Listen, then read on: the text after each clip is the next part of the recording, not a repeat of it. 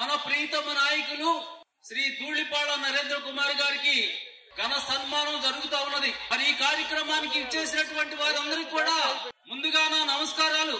మరి మన నాయకుడు ప్రజా జీవితంలోకి వచ్చి 30 సంవత్సరాలైన సందర్భంగా ఈ వేడుకలు జరుపుకుంటా ఉన్నాం. చాలా సంతోషంగా ఉన్నది. మరి ఆనాడు కీర్తిశేషులు గౌరవనీయులు మాజీ రెవెన్యూ శాఖ మంత్రి వీరయ్య చౌదరి గారు, మరి ఆయన ఈ రాష్ట్రంలోనే అందరికీ పరిచయం ఉన్న గుంటూరు పట్టణంలో జరుగుతున్నటువంటి రైతు సదస్సుకు వచ్చి ఆయన మరి యాక్సిడెంట్ లో చనిపోవటం, మరి ఆ రోజున ఆయన చనిపోయినప్పుడు ఏ రకంగా జనం వచ్చారో మీ అందరికీ తెలుసు.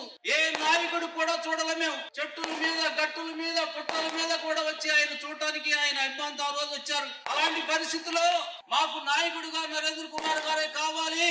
నరేంద్ర కుమార్ గారు కావాలంటే ఆ రోజున నందమూరి తారక రామారావు గారు, మరి జనరల్ సెక్రటరీగా ఉన్నట్టు చంద్రబాబు నాయుడు గారు కూడా మాకు హామీ ఇచ్చారు.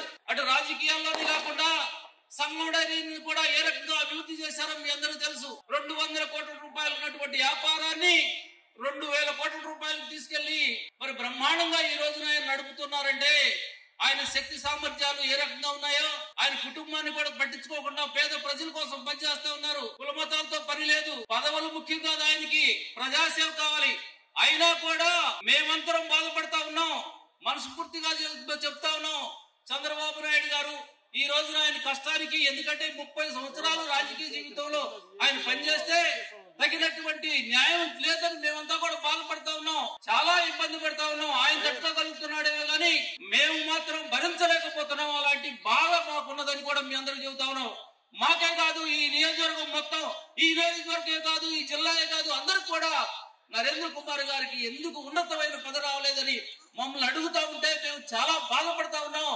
ఇప్పుడుకైనా కూడా గుర్తించి ఆయనకి తగిన న్యాయం చేయాలని కూడా మనవి చేసుకుంటూ మీ అందరూ కూడా ఈ సమావేశానికి ఇచ్చేశారంటే ఆయన మీద అభిమానంతో ఎంతో మంది అభిమానులు ఉన్నారు. కానీ ఇప్పటికి కూడా ఆయన చేసేటువంటి సేవ, మరి ఉదయం లేచి ఆయన ఎప్పుడు వస్తాడో తెలియదు, ఎన్ని గంటలకు వస్తాడో కూడా తెలియదు. ఆయన శక్తిని మొత్తం కూడా ప్రజల కోసం దారపోస్తా ఉన్నారని చెప్పి కూడా మీ అందరికీ మనవి చేస్తూ ఆయన చేసేటి సేవకు మేమందరూ కూడా ధన్యవాదాలు తెలుపుకుంటూ నాకు ఈ అవకాశం ఇచ్చిన పెద్దలందరూ కూడా నమస్కారం తెలియపరుచుకుంటూ సెలవు తీసుకుంటా ఉన్నాను. జై హింద్.